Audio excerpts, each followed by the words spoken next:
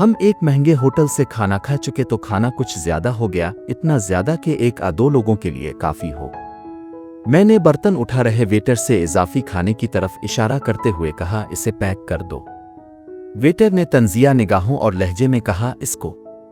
میں نے پور اعتماد لہجے میں جواب دیا، جی ہاں، اسی کو۔ گھر والوں نے میری اس حرکت پر مجھے دیکھا تو میں نے دوسری طرف دیکھتے ہوئے اپنی بات دوہرائی۔ کون پرواہ کرتا ہے بل ادا کرنے کے بعد؟ ویٹر نے پیک کھانے کا ڈبہ ٹیبل کے درمیان رکھ دیا۔ سب ایک دوسرے کی طرف دیکھنے لگے کہ اسے کون اٹھائے گا۔ میں نے ڈبہ اٹھاتے ہوئے کہا، میں کس لیے ہوں؟ واپسی پر ایک چوک سے ذرا پہلے ایک خاتون بیٹھی بھیک مانگ رہی تھی اور پاس ہی اس کا چھوٹا سا بیٹا کھیل رہا تھا۔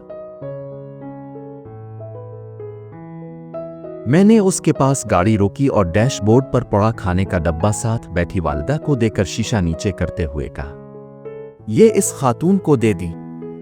جیسے ہی والدہ نے کھانا پکڑانے کے لیے اپنا ہاتھ باہر نکالا تو اس خاتون نے کھانا پکڑنے کے ساتھ ہی امی کا ہاتھ اپنے دونوں ہاتھوں سے پکڑ لیا۔ اس خاتون نے والدہ کے ہاتھوں کو اپنی دونوں آنکھیں لگا کر چومتے ہوئے کہا، اللہ بھلا کرے۔ کافی دیر کے بھوکے تھے، جسم میں جان بھی نہیں تھی کہ کچھ کھانے کو لے آتے۔ وہ جلدی سے پیکٹ کھول کر خود بھی کھانے لگی اور بچے کو بھی کھلانے لگی۔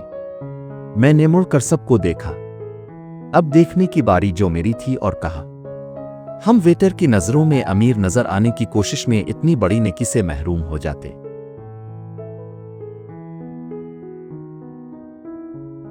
ہمیں ہمیشہ یاد رکھنا چاہیے کہ ہمیں اللہ کو جواب دینا ہے، ویٹرا لوگوں کو نہیں، کیونکہ بے شمار لوگ ہمارے عمل کے ایک حصہ کو دیکھ کر رائے قائم کر لیتے ہیں، مگر اللہ ہمارے پورے عمل سے واقف ہوتا ہے، وہ ہمیں اسی کے مطابق سزا جزا دیتا ہے۔ یہ ہر اس شخص کے لیے بطور خاص تحریر ہے جو رزق کو اپنے گھر کی لانڈی سمجھتے ہیں اور قدر نہیں کرتے۔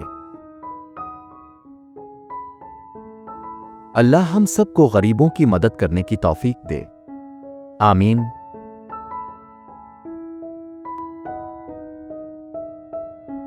اگر ویڈیو اچھی لگی ہو تو اسے شیئر ضرور کریں، اور ہاں، ہمارے چینل قصہ گھر کو سبسکرائب کرنا بالکل بھی نہ بھولیں۔ ملتے ہیں اگلی ویڈیو میں، تب تک کے لیے خدا حافظ۔